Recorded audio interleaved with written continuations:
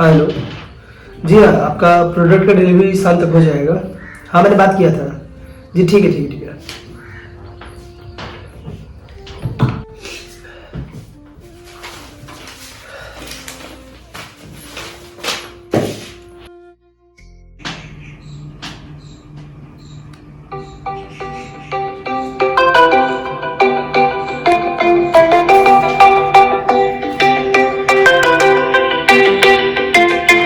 Hello. हाँ। हाँ बाबू। हाँ गोला दी ना। खूब खुश रहा बाबू। का हाल चल रहा है? ठीक बा। हम्म, पानी अभी छठ में ना आइलो। छठ में एक बार तो छुट्टी मिलल बड़ा मुश्किल बा। मन तो हमरो रहे लेकिन छुट्टी नहीं मिलत। ए बाबू तकीर है कि दौड़ लेके जाई ना आइलो तो। हाँ ये तो हमरो मन रहे ई बार आगे के छठ में 12 दिन से नहीं आ पाओ तनी। कोशिश करेगा बाबू कि आ जाइयो। हाँ बात कर ले रहनी है तो बॉस कहलन कि ई बार ना हो पाई। अगला बार कोशिश करे में आवे के। ई बार तो ना हो पाई, ठीक है। चलो ठीक बा बाबू। और सब ठीक बन?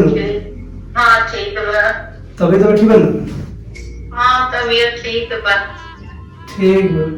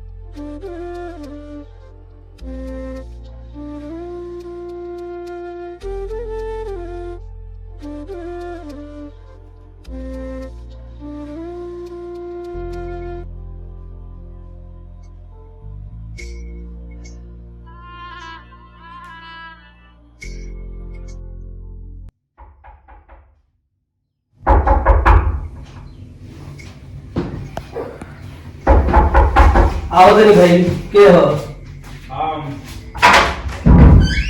अरे का अरे मैंने कहा बढ़िया तो आओ सब। सब बढ़िया। बड़ा दिन बाद होइले हो। बड़ा दिन के बाद आइबे करिए गेटवा खुले में टाइमिंग है। अरे का पहले अकेले आदमी रहत है। कब आइबे ऑफिस से? और ये ना भाई लाइन है ना तू मन ठीक ना तो सूत गई है। अच्छा बट हमू एली ऑफिस से सोचने चल गए बस मिल ली। कब और सब समाचार सब ठीक है यार। काहे गरी उदास उदास रहत है? कुछ नहीं यार, जानते हो काम के प्रेशर इतना बा। अरे वो तो बहुत बा यार, दिमाग खराब हो गइल बा। तब गांव जाएके का प्लान बनल बा? गांव में तो ये बना जा पाए। भाई के भी फोन आइल रहे। मैंने जाना नहीं खा छुट्टियां नहीं मिला।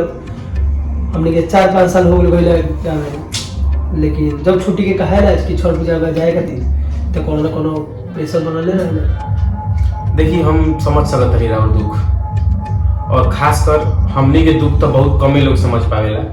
काहे से कि हमनी के बाहर प्रदेश रहे वाला आदमी और छठ जैसन महापर्व के छोड़ देना, यानी अपना आप में वो कितना बड़ा हमनी के अपन इच्छा शक्ति दबा के रखे नहीं सन। हम तो कहें कि हम गाँवे जाएं, भले करा खातिर कुछ हो जाओ, नौकरी छोड़ देवे के पड़ी, हम छोड़ के जाएं, लेकिन गाँवे जाएं। नौकरी तो छोड़ दो आसान बा।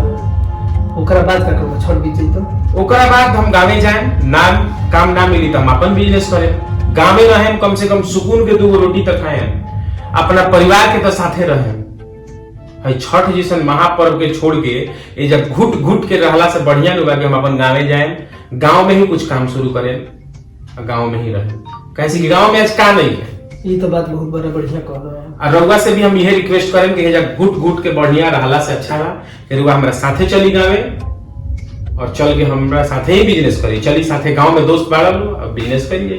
तो चलो शुरू कर जाओ, अपन खुद के बिजनेस कर ले। चली और गांव में साथ माई बाबूजी के साथ रह। एकदम 100%। सुनी रउआ टिकट चेक करिए मेरा। चलो ठीक। चली कल आओ तुम टिकट। ठीक।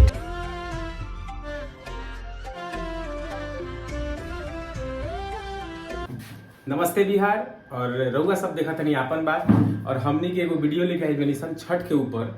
और वो स्पेशल व्यक्ति खातिर जे अपन गांव घर छोड़ के बाहर में नौकरी करता, तो हमनी के एगो चीज बताओ था सन भैया, वीडियो देखी बहुत मजा आई और बहुत इमोशनल वीडियो भी बा, अच्छा भी लगी, दिल के छुई। तो वीडियो देखी और वो सब तो ठीक बा, नौकरी तो छोड़वा दिलो, अब का होई? नौकरी छूट गई बा, तो का भइल बा देखे के बा एकरा के पार्ट 2 में आगे का हुई।